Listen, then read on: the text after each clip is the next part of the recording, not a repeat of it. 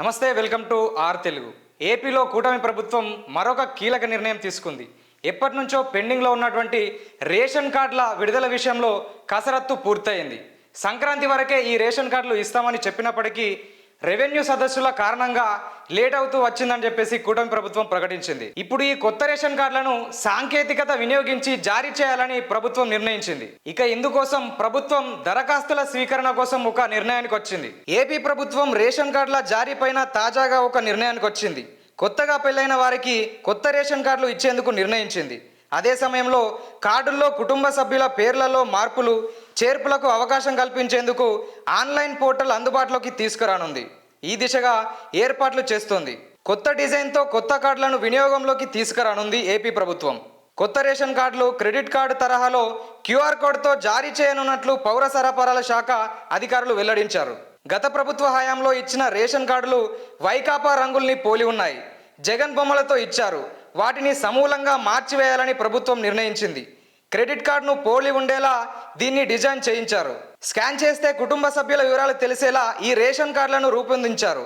CM Chandrababu ఆమోదం తర్వాత కార్డుల జారీ ప్రక్రియ మొదలవుతుంది. గతేడాది డిసెంబర్లోనే కొత్త రేషన్ కార్డుల జారీ ప్రక్రియ ప్రారంభించాలని, సంక్రాంతికి కొత్త కార్డులు ఇవ్వాలని ప్రాథమికంగా కూటమి ప్రభుత్వం నిర్ణయించింది. అధికారులు రెవెన్యూ సదస్సుల్లో నిమగ్నం అవ్వడం, ధాన్యం కొనుగోలు ముమ్మరంగా సాగుతుండడంతో కార్డులకు దరఖాస్తులు తీసుకునే ప్రక్రియ వాయిదా వేశారు. ఇక వైకాపా ప్రభుత్వం హయాంలో రేషన్ కార్డుల వ్యవస్థ అస్తవ్యస్తంగా తయారైంది. దరఖాస్తు చేసుకున్న వెంటనే కొత్త రేషన్ కార్డు ఇస్తామని ఆర్భాటంగా ప్రకటించినా కొద్ది రోజులకే దాన్ని పక్కన పెట్టారు. 6 నెలలకోసారి ఇస్తామంటూ తిరగాసు పెట్టారు. రాష్ట్రంలో కొత్తగా పెళ్లి చేసుకున్న దంపతులు ఏడాదిగా కొత్త రేషన్ కార్డుల కోసం ఎదురు చూస్తున్నారు. వైకాపా ప్రభుత్వం ఎప్పుడు కూడా కుటుంబ సభ్యుల పేర్ల మార్పులు చేర్పులకు అనుమతించలేదు. దీంతో వేలాది మంది ప్రభుత్వ పథకాలకు అర్హత సాధించలేకపోయారు. అదే సమయంలో ఆన్లైన్ దరఖాస్తుల విధానాన్ని నిలిపివేశారు. వీటన్నిటికీ పరిష్కారం చూపే దిశగా కూటమి ప్రభుత్వం చర్యలు చేపట్టింది. ఈ నెల 17న జరిగే మంత్రివర్గ సమావేశంలో ఈ మేరకు అధికారికంగా నిర్ణయం తీసుకోనున్నారు. ఆ వెంటనే ఆన్లైన్లో దరఖాస్తుల స్వీకరణ ప్రక్రియ ప్రారంభం కానుంది. వచ్చే నెల తొలివారం నుంచి కార్డులు జారీ చేయాలని సూత్రప్రాయంగా నిర్ణయించారు. రాష్ట్రంలో ప్రస్తుతం 1,48,00,000 రేషన్ కార్డులున్నాయి. కొత్తగా పెళ్లైన వారి నుంచి 70,000కు పైగా దరఖాస్తులు వచ్చాయి. అదేవిధంగా కుటుంబ సభ్యుల పేర్లలో మార్పులు చేర్పులతో కూడిన 2 లక్షల రేషన్ కార్డులు జారీ చేయాల్సి ఉంటుందని అధికారులు ప్రభుత్వానికి నివేదికిచ్చారు. దీంతో రాష్ట్రంలో మొత్తం రేషన్ కార్డుల సంఖ్య సుమారు 1,50,00,000కు చేరుతుంది.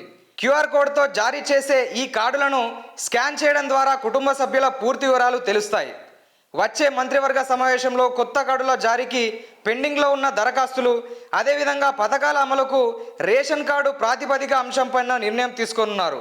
ప్రభుత్వం వచ్చే నెల నుంచి సూపర్ 6 పెండింగ్ పథకాల అమలు దిశగా కార్యాచరణ సిద్ధం చేస్తోంది. దీంతో కొత్త రేషన్ కార్డుల జారీ పైన కేబినెట్లో తీసుకునే నిర్ణయం కీలకం కానుంది.